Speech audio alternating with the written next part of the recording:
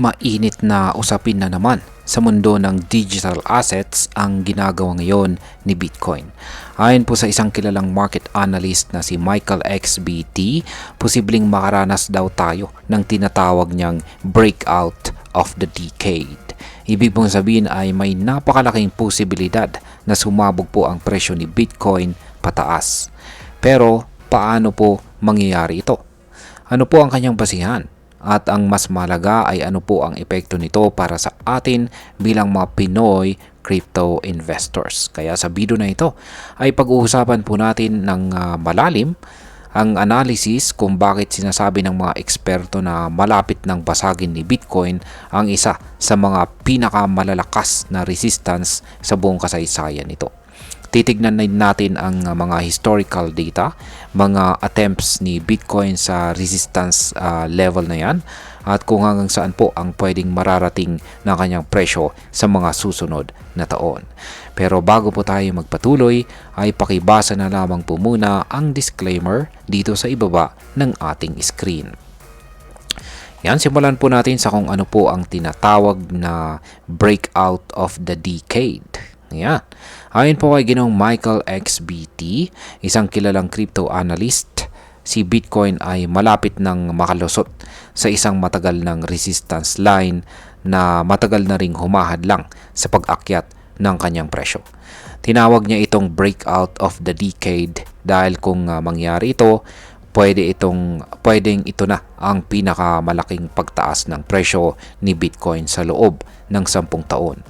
Gamit po ang weekly time frame ay inaral ni Ginoong Michael ang price movement ni Bitcoin simula pa noong 2021. Nakita niya na sa tuwing lalapit si Bitcoin sa isang particular na trend line, palagi po itong tumatama at bumabagsak. Pero sa pagkakataong ito, may sinyalis na pwede na po niya itong basagin. Kaya ayan po yung chart na ibinahagi rito ni Ginoong Michael XBT. At yung kulay yellow line na yan, ay yan po yung tinatawag niyang trend line. Yan, o nagsisilbing resistance trend line po yan. At kung mababasa nga yan ni Bitcoin, ay ayan na nga. Yan po yung magkakaroon po ng breakout of the decade. Ngayon ay bakit po mahalaga ang resistance line na ito? Ang resistance line na ito ay nagsimula pa raw noong taong 2021 kung saan maraming beses na sinubukang akyatin ni Bitcoin pero palagi po itong nabibigo. Ang kanyang unang attempt ay noong April 12, 2021 kung saan umabot po si Bitcoin sa presyong $64,962. Pero hindi po ito nagtagumpay at bumagsak siya ng hanggang $29,000. Sa sunod na kanyang attempt ay noong November 8, 2021 kung saan ay umabot po ang presyo ni Bitcoin sa all-time high sa kanyang dating all-time high na $69,035. Pero bumagsak po ulit ito at halos lumubog sa $15,000. At ayon po kay Ginoong Michael, yung trend line na yan ay parang pader na sobrang tibay at mahirap pong basagin. Pero kapag nalampasan po yan ni Bitcoin, ayan, o kapag nalampasan po niya ang pader na yan, ay posibleng wala nang makapipigil pa sa kanyang pag-akyat.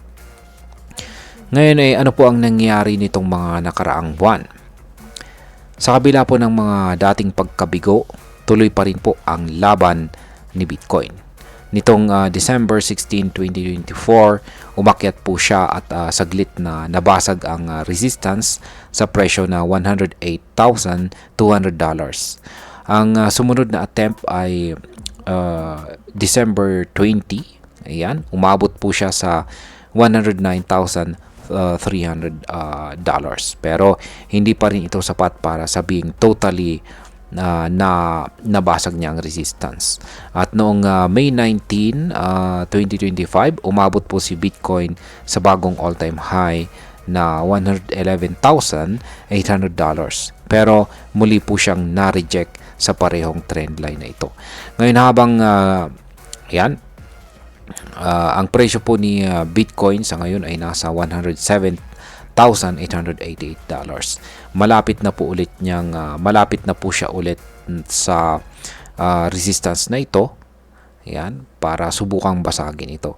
Kaya maraming analyst ang naniniwala na baka ito na nga ang tunay na breakout of the decade. Kasi talagang ilang beses na po niyang talagang pinatatamaan ito. Ngayon ay bakit po sinasabi ng mga analyst na this could be it? Ayan, this could be it. Ano nga bang ibig sabihin yan? Sabi po ni Ginong Michael, habang maraming traders ang nawawalan na ng pag-asa, dito raw karaniwang nangyayari ang mga matitinding pagtaas ng crypto market. May nag-comment din sa kanya na maraming small traders ang natatakot at umaatras. At ayon po kay Ginong Michael, ito mismo ang sinyalis na bullish ang market. Kapag maraming natatakot, posibleng dito na magsimula ang rally. Ang ganitong market psychology ay normal. Kung kailan walang hype at tahimik ang mga tao, dito po sumasabog bigla ang presyo. At kung hindi ka nakaposisyon, baka mapag-iwanan ka. Ngayon ay gaano naman po kataas ang posibleng marating ni Bitcoin?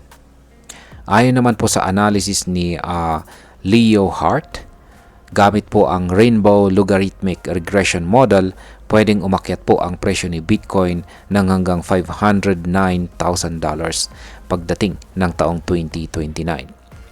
Pero bago po natin marating yan, inaasahan po niya na sa pagtatapos ng taong ito, 2025, ang presyo ni Bitcoin ay pwedeng nasa pagitan daw po ng presyong $137,000 hanggang $165,000. Sa ngayon ay sinasabi niya na hindi pa aakyat si Bitcoin sa higit $120,000 hanggang matapos ang taong 2028. Pero pagkatapos po nun ay posibleng magtutuloy-tuloy na ang major bull run. Ngayon ay pag-usapan na po natin ang posibleng epekto nito para sa atin bilang mga Pinoy crypto traders at investors. Napakalaking bagay po nito sa atin bilang mga Pinoy crypto investors. Una, kung totoo ngang breakout of the decade ito, ibig sabihin ay malaki po ang kikitain ng mga nakahudel kay Bitcoin. Sa ngayon, habang marami po ang natatakot at nagbebenta, maring ito po ang opportunity para makabili sa mas murang halaga bago magsimulang umakyat ng tuluyan ang presyo. Pangalawa, kung hindi po natin ito nababantayan, baka mapag-iwanan po tayo sa susunod na bull market. Kung palagi po tayong late pumasok, tayo ang madalas pong nabibiktima ng buy high, sell low strategy. At pangatlo ay posible pong magdulot ito ng domino effect sa ibang altcoins. Kapag sumabog po si Bitcoin, madalas ay sumusunod din ang ibang coins tulad po ni Ethereum, Solana at saka iba pa. Kaya kahit hindi po tayo naka-Bitcoin, maapektuhan pa rin ang ating portfolio. At bilang panghuli, ang masasabi ko naman tungkol dito ay para sa akin, dapat po nating pag-isipan ng mabuti ang mga ganitong analysis. Hindi po ito garantiya, pero nagbibigay po ito ng insight sa galaw ng market. Ang mga datos na ipinapakita po ni na Michael XBT at saka Leo Hart ay may historical basis. Kaya hindi lang ito puro hula or prediction. Pero paalala lamang po, huwag po tayong basta sumunod lamang. Dapat ay meron po tayong sariling research at saka risk management. Kung bibili po tayo ng Bitcoin, siguraduhin po natin na kaya nating hawakan ito kahit bumaba ang kanyang presyo. Huwag po tayong papasok kung ang ating puhunan ay galing po mismo sa utang o panggastos natin sa ating araw-araw. Ayan, or araw-araw po nating gastusin. Kaya ayan, hanggang dito na lamang po tayo sa video na ito mga ka-crypto. Marami pong salamat sa panonood. Ingat po tayo lagi at God bless po sa ating lahat.